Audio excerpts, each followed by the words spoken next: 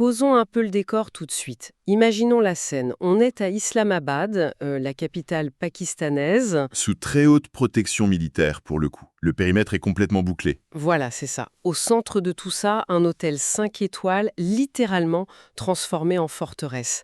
Et à l'intérieur, loin des caméras, les États-Unis et l'Iran jouent la partie de poker la plus dangereuse de la décennie. C'est la plus haute délégation depuis 1979, faut quand même le rappeler. Mais ça se passe dans un chaos absolu. Et c'est justement pour ça qu'il faut qu'on décortique ça aujourd'hui. Notre mission pour ce décryptage, c'est vraiment de passer au peigne fin une montagne de sources. On a des enquêtes du New York Times, des débats télévisés, des rapports d'agences financières. Ce qui est fascinant ici, c'est qu'il faut vraiment garder la tête froide. Les sources parlent de frappes sanglantes, de corruption. Notre but, c'est pas de prendre parti, c'est d'analyser froidement ce rapport de force. Exactement. Et ce qu'on voit ressortir de toutes ces sources, c'est un choc de culture stratégique fondamentale. D'un côté, on a l'administration américaine avec une vraie mentalité de joueur de casino, quoi. Totalement. Obsédés par le gain à court terme. Et en face, les Iraniens qui jouent aux échecs. Ils calculent leurs coûts sur le long terme. Entrons directement dans la salle des négociations à Islamabad. Parce que le casting autour de cette table, il est juste inattendu. Du côté iranien, il n'y a pas juste 2 ou 3 émissaires, quoi. Non, c'est une délégation massive. 71 personnes. 71, c'est énorme.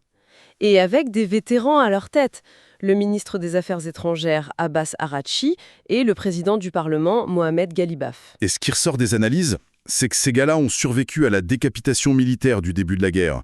Le fait qu'ils soient là, physiquement, c'est un message très clair envoyé à Washington. Ouais, le régime s'est régénéré, en fait. Et Araghchi, c'est pas n'importe qui, c'est le négociateur de l'accord de 2015. Exactement. Il connaît les Américains par cœur.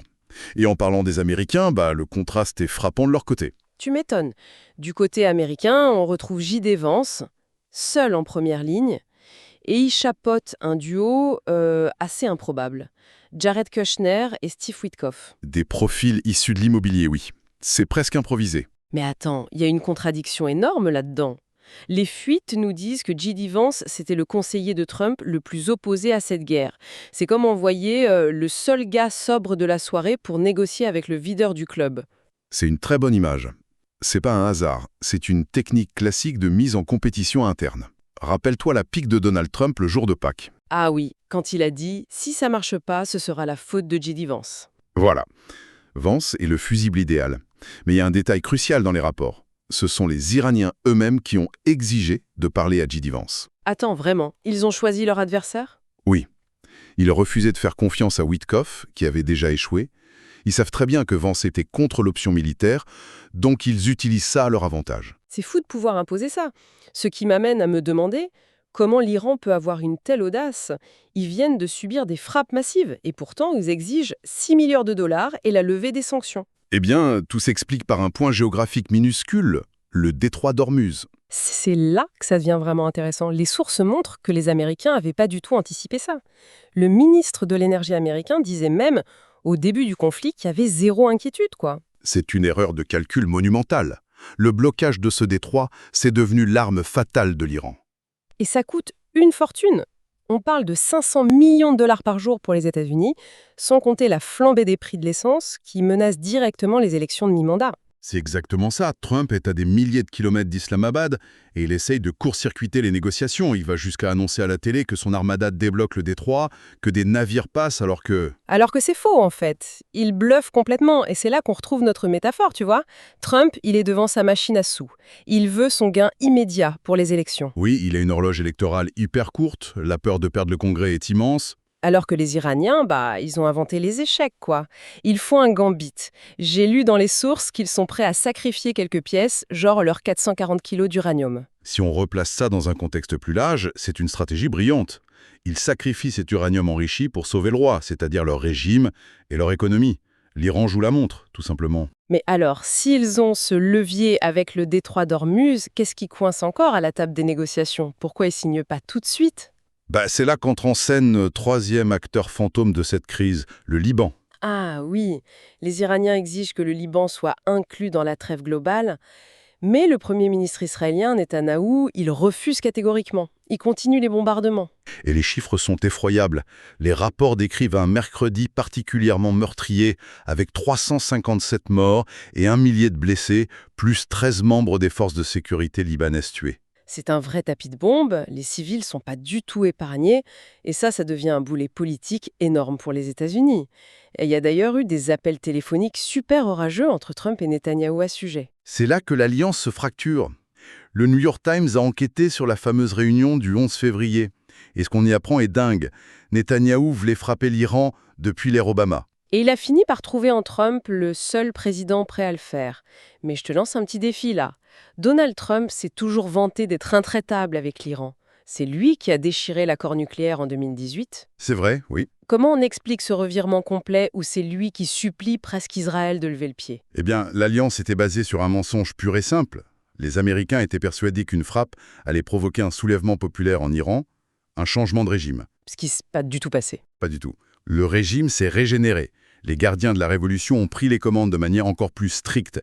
Et Trump réalise que le jusqu'au-boutisme de Netanyahou est en train de couler sa propre stratégie de sortie. Parce que Netanyahou, de son côté, il cherche sa survie politique avec ses propres élections à venir. C'est un enchevêtrement d'intérêts, en fait. Absolument. Et en parlant d'intérêt personnel, ça nous mène tout droit à la partie la plus sombre de ces documents. Ah oui, le casino de Washington. Là, on parle plus de métaphore. La mentalité de joueur infecte littéralement le portefeuille du gouvernement américain. Il y a de très graves accusations de délit d'initié. Ce besoin urgent de mettre fin à la guerre cache en réalité des mouvements financiers colossaux. Prenons cet événement du lundi 3 mars, documenté dans les rapports. À 11h49 très précisément, des investisseurs anonymes se mettent à vendre des milliers de contrats pétroliers à découvert. Ce qu'on appelle du short selling, oui. C'est ça. Et genre, quelques minutes plus tard, Trump annonce publiquement des discussions très prometteuses avec l'Iran. Évidemment, le prix du baril s'effondre dans la seconde. Et ces initiés empochent des millions. Le timing est beaucoup trop parfait pour être une coïncidence. Mais c'est pas fini.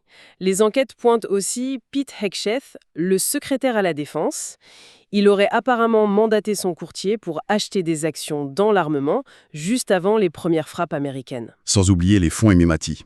Des masses d'argent venant des Émirats arabes unis sont investis dans l'entreprise de crypto-monnaie de Trump et de Witkoff. Le même Witkoff qui est à la table des négociations à Islamabad.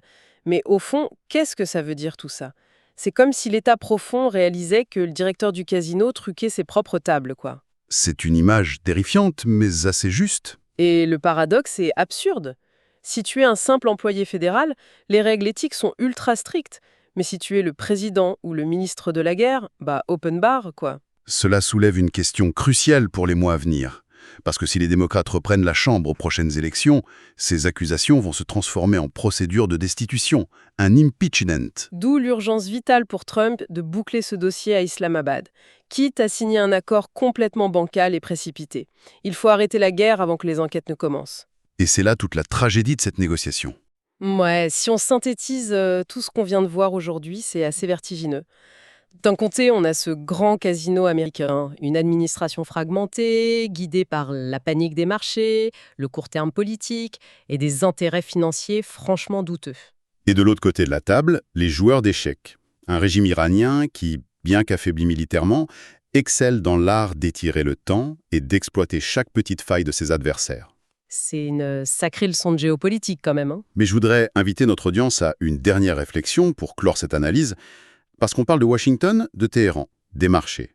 Oui. Et si, dans cette gigantesque partie d'échecs, le véritable perdant silencieux, c'était la population iranienne? Ah, c'est super pertinent ça. On promettait de la vie d'erreur en renversant le régime. Au final, cette population voit ses oppresseurs institutionnalisés à nouveau, adoubés à la table d'un 5 étoiles pakistanais avec la bénédiction de l'Occident. C'est une perspective vraiment poignante en effet. Ça montre bien qu'il faut toujours regarder au-delà des poignées de main diplomatiques. On espère que tous ceux qui nous écoutent ne liront plus jamais les gros titres sur le Moyen-Orient de la même manière après ça. Gardez votre esprit critique, surtout face au flux d'informations en continu. C'est le mot de la fin.